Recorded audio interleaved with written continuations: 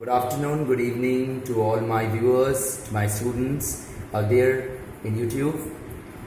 Myself Shayan Banerjee. Hope you all are fine and we all are unitedly fighting against the coronavirus, against the COVID-19.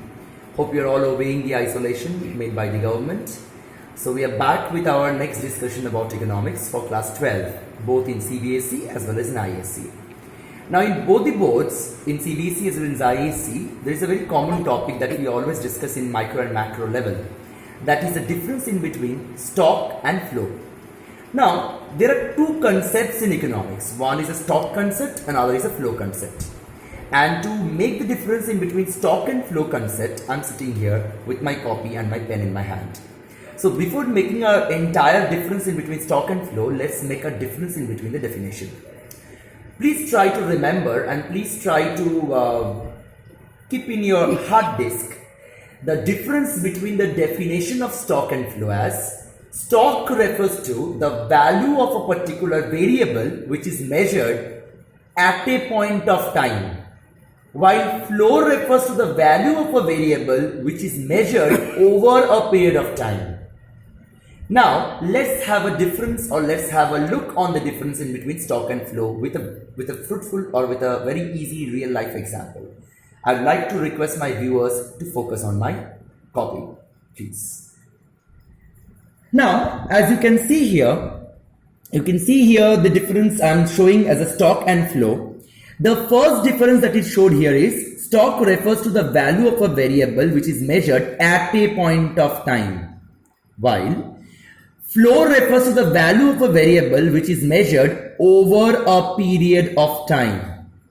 Now, before coming to the second point of difference, please do come with a very easy example to understand the difference between stock and flow.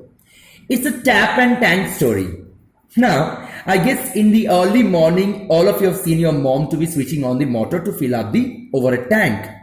Now, it was the yesterday morning when I asked my mom to just switch on the motor to fulfill the entire tank or to fill the entire tank. Now, my mom did so. The entire tank was filled within few minutes and I got a flow of water with my pipeline through my tap. Now, the tank that I am representing with the diagram refers to the stock concept, and the tap that I am showing in the diagram refers the flow concept. So tank is a stock concept, tap is a flow concept. Now my question is why? There is a big question mark here. Why tank is a stock concept and why do we consider tap as a flow concept? Now, as we have understood here that tap refers, or the stock refers to the value of a variable which is measured at a point of time. That is, it do not consider the time. So it is not at all any time dimensional. So at a point of time, the entire tank was filled with entire amount of water. So it is what? Not time dimensional.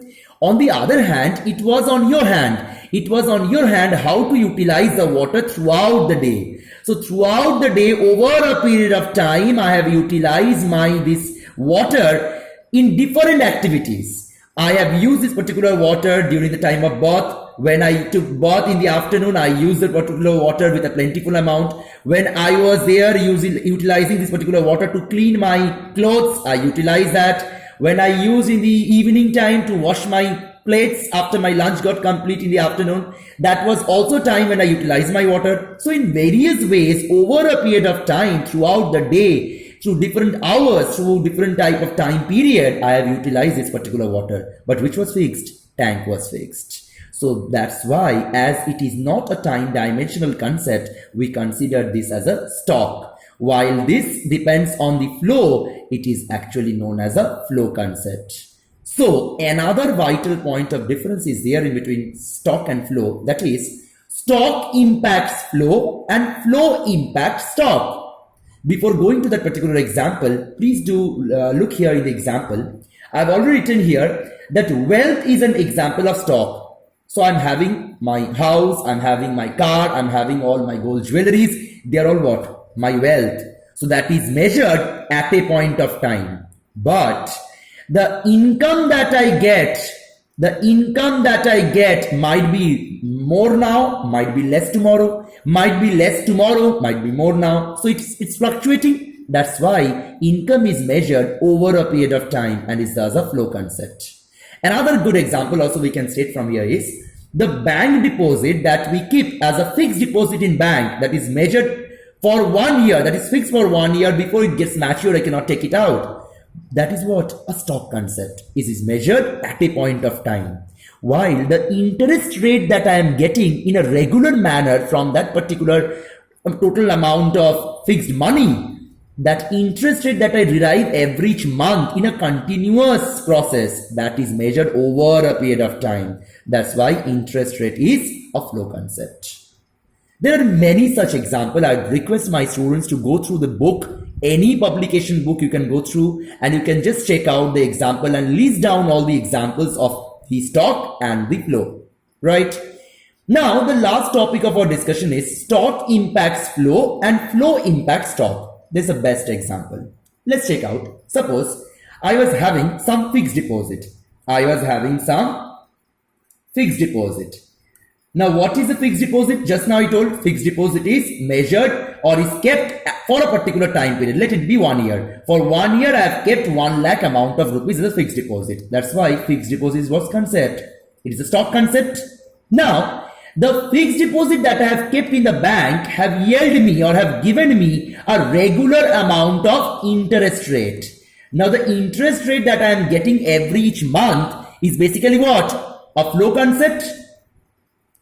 So stock have impact flow. If the stock is there in the bank will provide me interest rate. Now the regular amount of interest rate is a regular source of my income. With the regular source of income, I went to PC Chandra Jewelers and I had bought a gold jewelry.